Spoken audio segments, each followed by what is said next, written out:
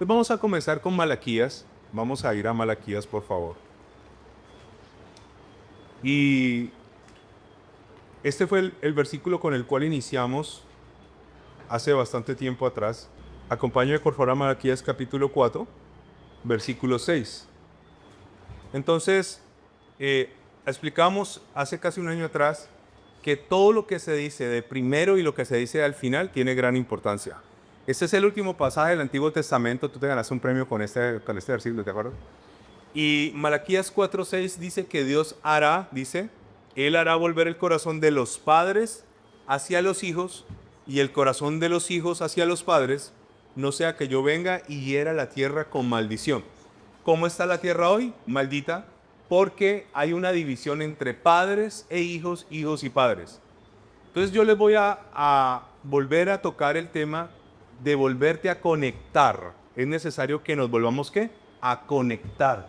¿Con quién? Con papá, con mamá, con tus hermanos, con tus hijos. Necesitamos restablecer, ¿qué cosa? La conexión.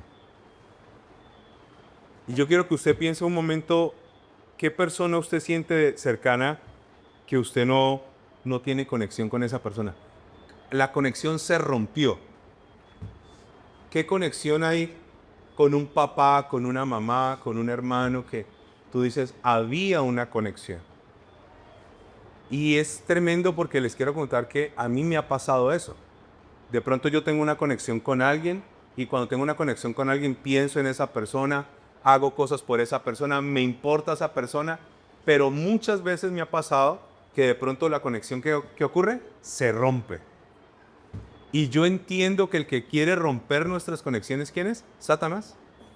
Satanás es el más interesado en que tu conexión, hablemos directamente con tus padres o con tus hijos, esté mal. Y en Juan capítulo 19, si usted va conmigo a Juan capítulo 19, Juan 19, 26. Jesús está en la cruz. Jesús está ocupado, ¿sí o no? Vamos a contextualizarlo un poco. Leámoslo desde el 24. Vamos a leerlo Entonces dijeron entre sí, están hablando de la ropa del Señor. No la apartamos, sino que echemos suerte sobre ella, a ver de quién será. Esto fue para que se cumpliese la escritura que dice, repartieron entre sí mis vestidos y sobre mi ropa echaron suertes. Hasta la ropa del Señor, mire qué despojo, ¿no? La ropa del Señor echaron suertes. En la antigüedad se acostumbraba a echar suertes. ¿Qué eran las suertes? Cogíamos, por ejemplo, 3 palos de diferentes tamaños, ramas, la echábamos en una bolsa y decíamos, el que saque la rama más corta, ese gana. Eso era echar suertes. Y entonces la gente echaba suertes. Dijeron, no rompamos la ropa, echemos suertes. ¿Cómo está el Señor Jesús? Está en una cruz. ¿Cuál es la ocupación del Señor? Está salvando el mundo. En ese momento Jesús está cargando con todos nuestros pecados. Piense por un momento que es cargar con el pecado mío y suyo. Mi pecado estaba sobre Él. Mi castigo estaba ocurriendo sobre Él. O sea, Él estaba tomando mi lugar. Él estaba salvando el planeta, estaba salvando la humanidad pasada, la humanidad presente y estaba salvándolo a usted que no vivía en ese tiempo y a los que van a nacer. Está bien ocupado.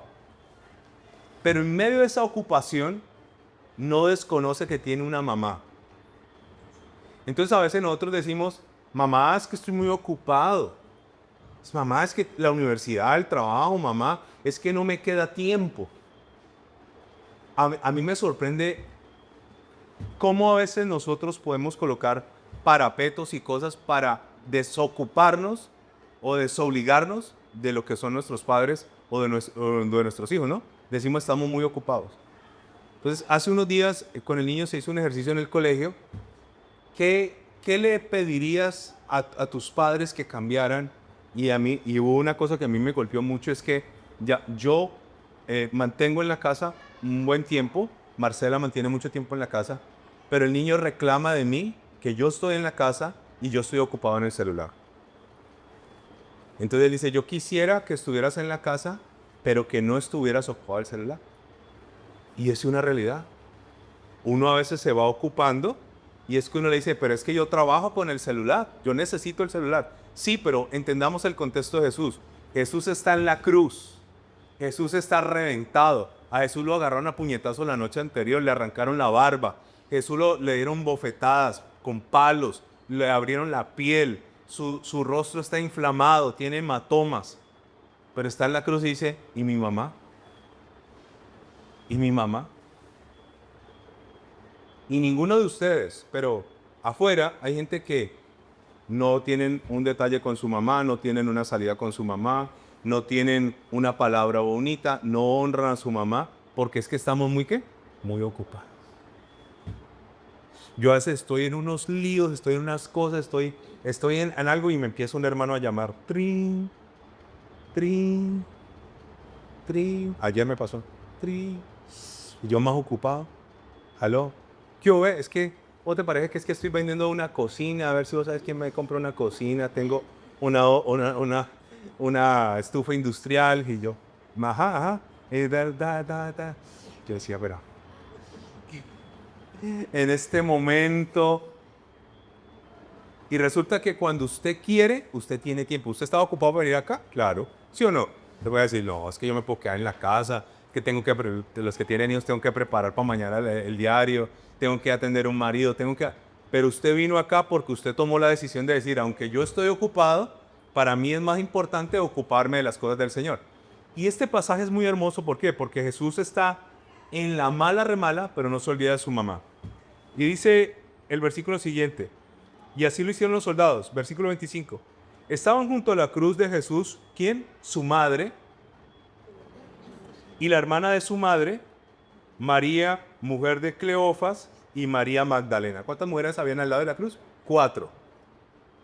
Cuando vio Jesús a su madre, voy a hacer una claridad en cuanto al concepto. A nosotros a veces nos manejan conceptos que no son claros. Por ejemplo, hay un concepto en las iglesias y es que si usted comienza a asistir a la iglesia y usted ahí conoce de Jesús, entonces yo le digo, ¿usted nació en esta iglesia? No, usted no nació en esta iglesia. Usted nació en el reino de los cielos, que es diferente. Porque si yo siento que yo nací en una iglesia, yo no me puedo mover de esa iglesia. Porque como yo nací ahí. Entonces, la iglesia tradicional católica ha dicho, María, la madre de Dios. Entonces yo lo analizo y yo digo, es incorrecto. Es María, la madre de Jesús. Eso es correcto. La madre de Dios es una cosa y la madre de Jesús es otra. ¿Por qué? Porque Jesús tuvo dos naturalezas, una humana y una divina. Ella fue mamá en la parte ¿qué? Humana. Pero ¿por qué se le dio el atributo a María que era la madre de Dios? Porque luego a María se le iba a atribuir efectos milagrosos.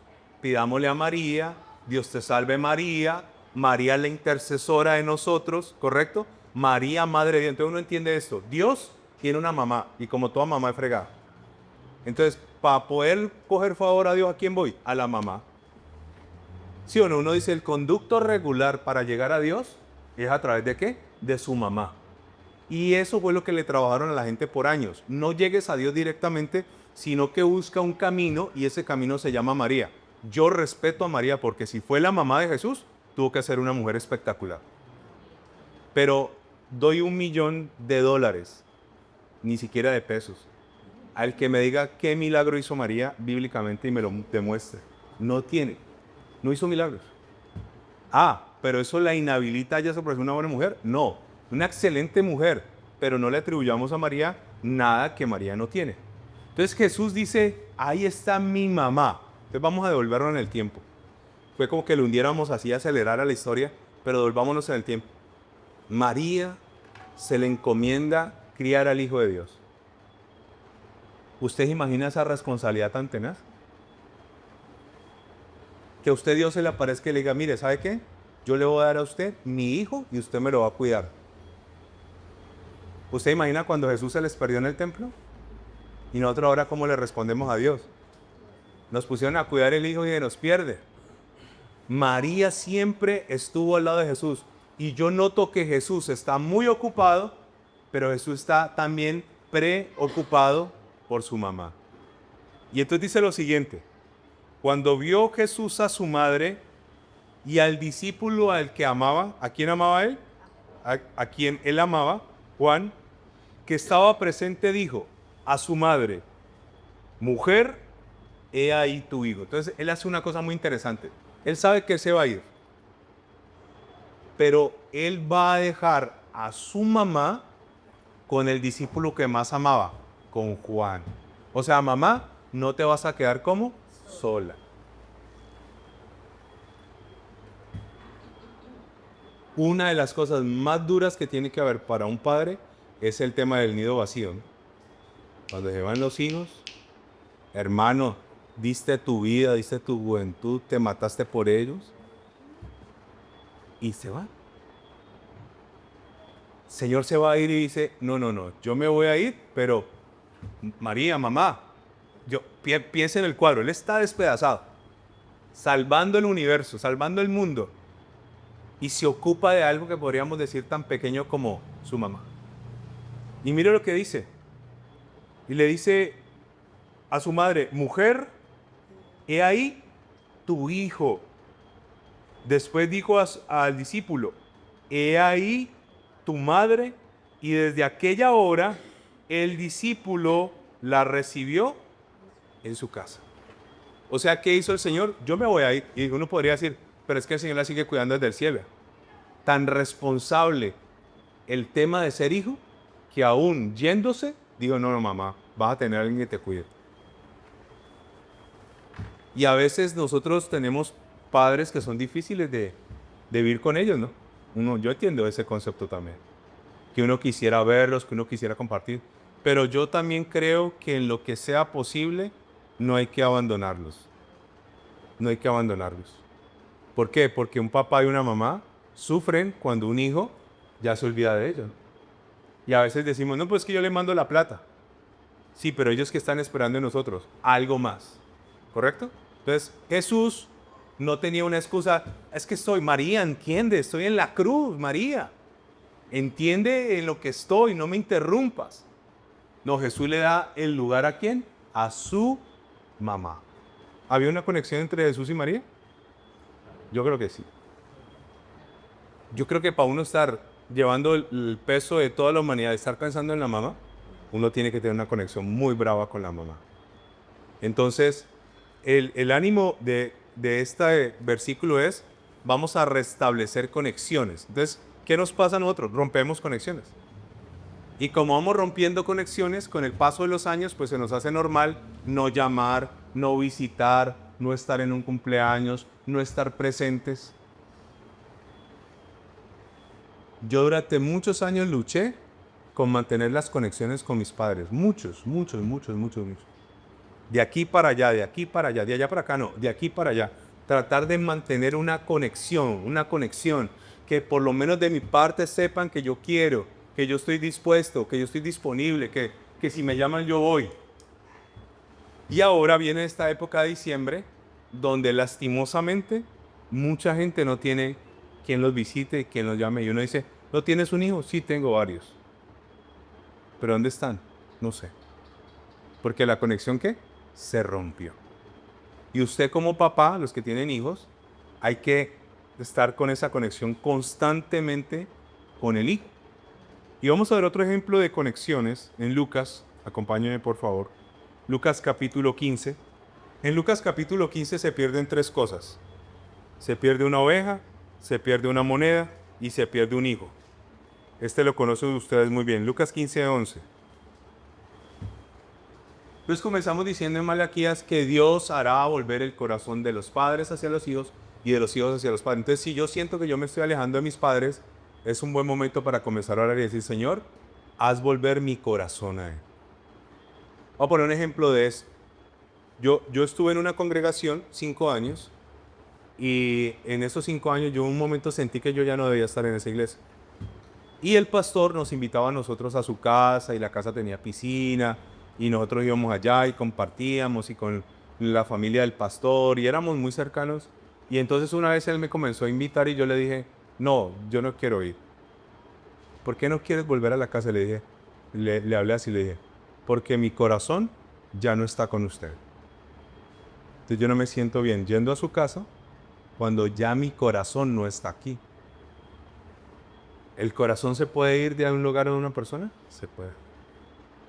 Entonces, de las personas que no se puede ir, es de quiénes, de nuestros padres y de nuestros hijos. La Biblia no dice, y él hará volver el corazón de los esposos a las esposas, o de las nueras a las suegras. Habla de dos tipos de vínculos, padres e hijos. Él hará volver mi corazón. Entonces, ¿qué ocurre en esta historia? También dijo, un hombre tenía 2 hijos, y el menor de ellos dijo a su padre, Padre, dame la parte de los bienes que me corresponde, y le repartió los bienes. Esta historia la conocemos, la hemos oído 50,000 veces. ¿Cuántos hijos tenía? 2. Uno le pide la herencia. Sabemos y entendemos que si a usted le piden la herencia, le están diciendo palabras más, palabras menos, como usted no se ha muerto, yo no voy a esperar a que se muera, yo necesito el dinero. ¿Qué le pasó al hijo menor? Se desconectó ¿de qué? De su papá. ¿En qué momento se desconecta un hijo de un padre? En cualquier momento de la vida. No se desconectó en la niñez, se puede desconectar en la preadolescencia, en la adolescencia, en la juventud, en la edad madura. Un hijo se puede desconectar. Y el padre entiende que a ambos tenga su parte de herencia, tenga su parte de herencia. ¿Qué ocurre con el hijo? Entonces dice la palabra, le pide la herencia. Versículo 13, no muchos días después, juntándolo todo, el hijo menor se fue lejos a una provincia apartada, de allí desperdició sus bienes, viviendo perdidamente. Ok. ¿Qué simbolizaba el papá para el hijo que quería hacer lo que se le da la gana? Un problema. Cuando tú eres una autoridad en la casa, cuando tú dices en esta casa, aquí no entran los amigos, en esta casa no tomamos, y en esta casa no hacemos eso, cuando un hijo comienza a alejarse, comienza a verte a ti como ¿qué? Como un problema. Como un problema. ¿Usted nota que el hijo pide la herencia para montar un negocio? No. ¿Pide la herencia para invertir y multiplicar el dinero y quería tener su propia riqueza? No. El anhelo del hijo era vivir perdidamente. Entonces, cuando un hijo quiere vivir perdidamente, lo primero que va a querer hacer es irse ¿de dónde? De la casa. Es lo primero. Porque en la casa es donde se supone que hay ¿qué cosa? Las reglas. Entonces dice, en esta casa mi mamá me friega mucho la vida. En esta casa con mi papá no puedo hacer eso. Entonces me voy de la casa. ¿Qué sería lo ideal? Que el día que tu hijo o tu hija se vaya de la casa, se vaya a hacer lo bueno. Pero en muchos casos no ha sido así. ¿Qué noto yo del papá? Sigamos leyendo. Dice el versículo 14. Cuando todo lo hubo malgastado, vino una gran hambre en aquella provincia y comenzó a faltarle. Todo se acaba. Y fue y se arrimó a uno de los ciudadanos de aquella tierra, el cual le envió a su hacienda para que apacentase cerdos. Y deseaba llenar su vientre, su estómago, de las algarrobas, de la comida que comían los cerdos, pero nadie le daba. Tenía demasiada hambre. Y aquí hay una palabra. Y volviendo en sí. Entonces, cuando un hijo se está alejando, lo peor que podemos hacer es convertirnos en su enemigo. Darle cantaleta, amenazarlo, decirle que esto y lo otro. Yo creo firmemente en el poder de la oración y decirle, Señor, que vuelva en sí. ¿Qué es volver en sí?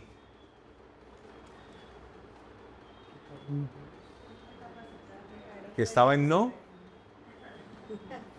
¿Qué es volver en sí? Que una persona se desmaya, ay, y de pronto vuelve y se levanta, uno dice, ¿volvió en sí o no? ¿O se recupera, sí o no? Esto para mí es tan clave porque yo les cuento que yo no funciono a la fuerza. Yo no funciono empujado. A mí entre más me insisten en algo es peor. Pero yo sí tengo una capacidad que de pronto a mí me dicen, es que mira la silla que es blanca, y yo no estoy mirando la silla. Porque no quiero ver la silla, porque no quiero aceptarlo. Pero llega un momento donde tran y digo, sí, la silla es blanca. Y cuando me convenzo de que la silla es blanca, ya nada me va a hacer cambiar de parecer que la silla es ¿qué? Blanca. Con los hijos ocurre así. Usted le puede decir, usted le puede pelear, usted le puede decir es que a la persona no le conviene, es que esa relación es tóxica, es que esa mala amistad. Usted le puede decir, pero si no tiene el volver en sí, no va a cambiar. ¿Quién le predicó al hijo? Nadie. Pero volvamos a Malaquías. Dios hará volver el corazón de ese hijo a este padre. Seguramente, el Señor cuenta esto en Lucas, seguramente, si la historia fue contemporánea de Jesús, seguramente este personaje de esta historia tal vez conocía el pasaje de Malaquías. Y seguramente tal vez oraba y decía, haz volver, ¿qué cosa? Su corazón. Entre más cantaleta, más resistencia. Más resistencia. Y si usted tiene esos hijos temperamentales, yo soy terco y mi hijo es 3 veces más terco que yo. Y a mí eso a veces me preocupa. Ese no pierde una pelea, pero ni a palo. Entonces yo he entendido con él que yo por la fuerza no voy a conseguir las cosas. Yo he entendido mejor que la oración y el convencimiento que produce el Espíritu Santo lo harán a él entender. Ahora, ¿qué pasa con esto? Él vuelve en sí, nadie le dice que regrese. Y llega una conjetura. ¿Cuántos jornaleros en casa de mi padre tienen abundancia de pan? ¿Cuál era el problema? Él tenía hambre. Y aquí yo perezco de hambre, me estoy muriendo de hambre. Me levantaré, iré a mi padre y le diré, Padre, he pecado contra el cielo y contra ti. Ya no soy digno de ser llamado tu hijo, hazme como a uno de tus jornaleros. Y levantándose, vino a su padre. Se fue, pero regresó. ¿Quién lo trajo? ¿Quién lo trajo? Dios. No, es que vamos a traerlo a la fuerza. No, el Señor es el que hace ¿qué cosa? La obra. Él hará volver ese corazón. Ese papá que se fue, esa mamá, ese hijo. Él hará. Aquí es donde tenemos que entender que hay un poder en ¿qué cosa? En la oración. Él hará volver. Y entonces el muchacho, ahora, pongámonos en el lugar del muchacho. Yo pido dinero, una fortuna, voy y me la tiro. Eso no se la tiró en una semana, hermanos. Él no fue a tirarse, eso han podido pasar meses. Ahora, el muchacho podía pensar, ¿con qué cara vuelvo? Ahora, ¿cómo le digo a mi papá? Ahora, el muchacho regresa y encuentra un papá que está dispuesto a conectarse de nuevo ¿con quién? Con su hijo. Mire lo que dice. Versículo 20. Levantándose vino a su padre y cuando aún estaba lejos, lo vio su padre y fue movido a misericordia y corrió y se echó sobre su cuello y le besó. ¿Qué hizo el papá? Lo recibió. Las conexiones se tienen que cuidar. El papá puede decir, no, ni me toques. Así te quería ver. ¿Sí o no? Cría cuervos y te sacarán los ojos. Todas esas frases que lo único que hacen es distanciar. Piensen una cosa, ¿a quién le duelen más los hijos sino a usted mismo? A los demás no le van a doler sus hijos, a usted. Entonces, ¿a quién le tiene que preocupar tener esas conexiones sanas? A usted y a mí. Entonces, Malaquías nos dice, Él hará volver el corazón de padres a hijos y de hijos a padres. Jesús le dijo a María, madre, mujer, he ahí tu hijo. Juan, he ahí tu madre. Establece una nueva conexión. Yo no sé si Juan, esto es una especulación, Juan de ahí en adelante le decía a María mamá. Y yo no sé, Juan murió de viejo, fue uno de los pocos apóstoles que no fue decapitado ni murió como mártir. No sé hasta qué punto Juan iba a saludar a María. Madre, ¿cómo estás, madre? Porque digo, a partir de ese momento, ¿qué hizo Juan? Se la llevó a vivir ¿a dónde? A su casa.